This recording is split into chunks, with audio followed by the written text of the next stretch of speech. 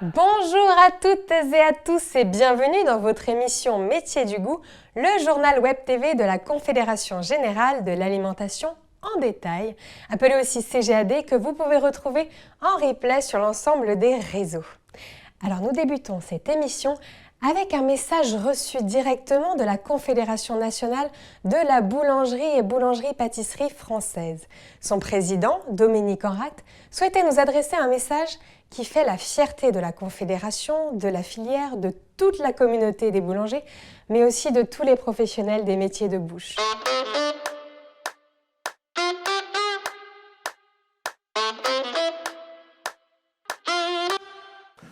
Chers amis, après 5 ans de travail acharné avec la Confédération, les boulangers et aussi toute la filière, j'ai l'honneur de vous annoncer que les savoir-faire artisanaux et la culture de la baguette de pain sont inscrits au patrimoine culturel immatériel de l'UNESCO. Alors écoutez, c'est une grande nouvelle, c'est une grande nouvelle aussi pour tout l'artisanat, puisque c'est tout le savoir-faire, la proximité, tout ce savoir-faire français qui est mis en valeur. Donc c'est une grande joie pour la profession, pour la filière, pour tous les gens qui se sont engagés, et sans doute aussi beaucoup parmi vous, qui nous ont engagés et suivis. Et aujourd'hui, c'est une grande joie, je crois, pour toute la profession, mais aussi l'alimentaire, et je crois une fierté pour la France. Donc je vous remercie une fois de plus, et je vous souhaite de très belles fêtes de fin d'année. Et voilà un message positif dans une période où tous les commerçants des métiers de bouche ont besoin de soutien. Alors que depuis la période Covid, on observait un regain de fréquentation des petits commerces spécialisés, on peut se demander si ce retour vers la proximité est toujours d'actualité avec la crise. Philippe Moati, professeur d'économie à l'Université Paris-Cité et cofondateur de l'Observatoire Société et Consommation, nous partage ses observations.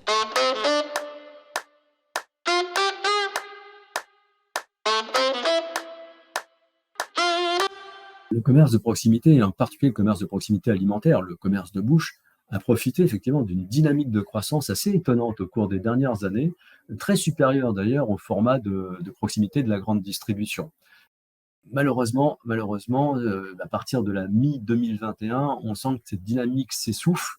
Les indices de chiffre d'affaires sont plutôt stagnants, mais eu égard à l'inflation, ça signifie sans doute que les volumes sont en baisse. Donc là, on subit un phénomène classique qu'on a connu déjà dans le passé lors des périodes de récession. Lorsque le pouvoir d'achat des consommateurs est sous tension, ce commerce qui est apprécié pour sa qualité est aussi associé à un niveau de prix élevé. Et donc, les achats dans le commerce de proximité font l'objet d'arbitrages défavorables. Alors ça, c'est un effet conjoncturel.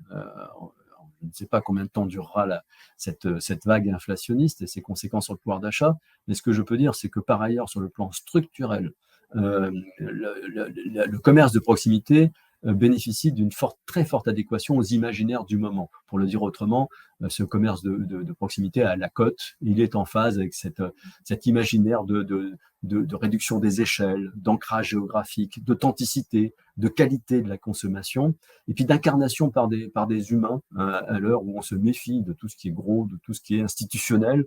Là, on est d'humain à humain. Donc c'est très profondément ancré dans les valeurs du moment, et on peut penser que dès que la conjoncture s'améliorera, on va renouer avec cette dynamique de croissance, si tant est que le commerce indépendant est capable d'incarner les valeurs qui font qu'il résonne aujourd'hui avec les imaginaires du moment.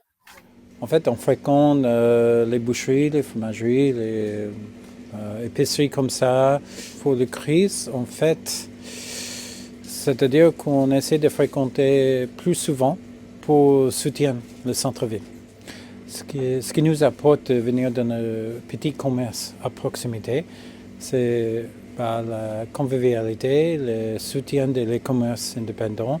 Ça nous évite de faire des gros magasins tout le temps. C'est agréable. C'est agréable des rues piétonnes, de chercher les commerçants locaux et tout ça. Donc vraiment, c'est une expérience, c'est la qualité de la vie, quoi. Je privilégie quand même les drives ou les carrefours, tout ça.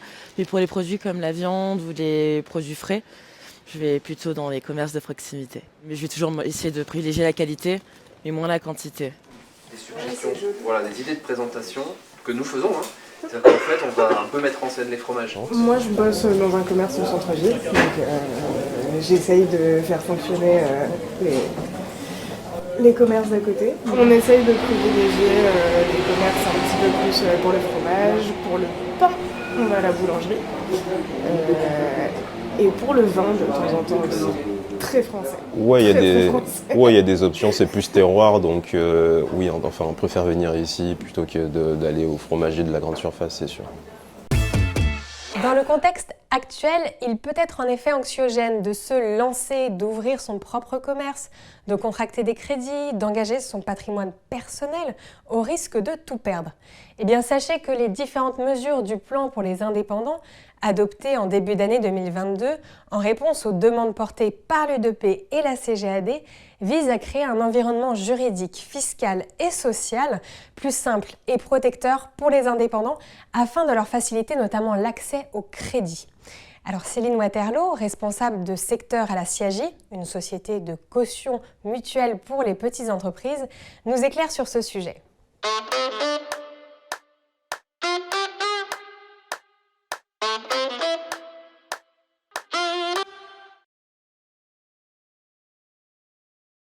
Le plan indépendant du gouvernement, mis en œuvre par la loi du 14 février 2022, a pour objectif de soutenir l'activité professionnelle indépendante, en créant un statut unique de l'entrepreneur individuel, en faisant en sorte que le patrimoine personnel de l'entrepreneur individuel soit insaisissable pour les créanciers professionnels.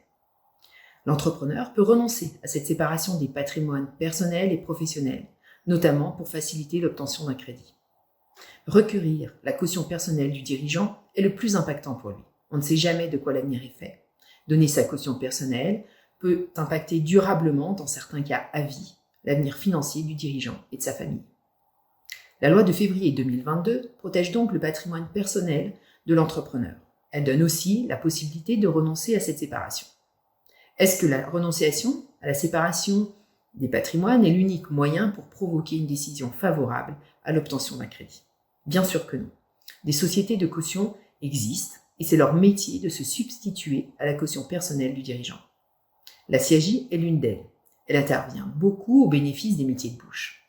Pour cela, elle analyse les plans de financement, elle apporte des conseils sur les montages financiers, elle associe ses nombreux partenaires en garantie.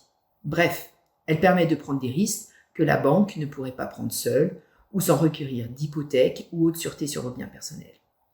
Consultez la CIAJ. Vous trouverez le nom et le numéro de téléphone de votre correspondant local sur ciaj.com. Merci Céline pour ces explications qui aideront, j'espère, bon nombre de futurs chefs d'entreprise. Alors notre émission touche à sa fin et je vous propose d'ouvrir votre agenda pour y noter les dates des événements à venir.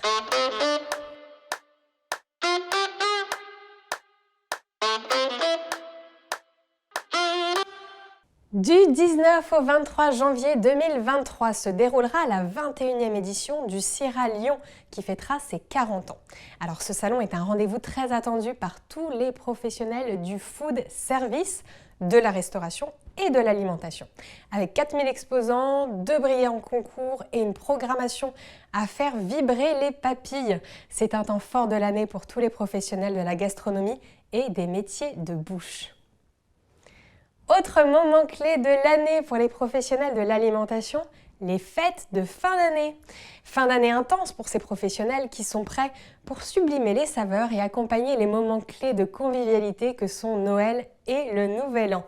Profitez-en tous! Voilà, c'est la fin de cette édition. Merci de nous avoir suivis. Nous nous retrouvons l'année prochaine pour une nouvelle émission de Métiers du goût.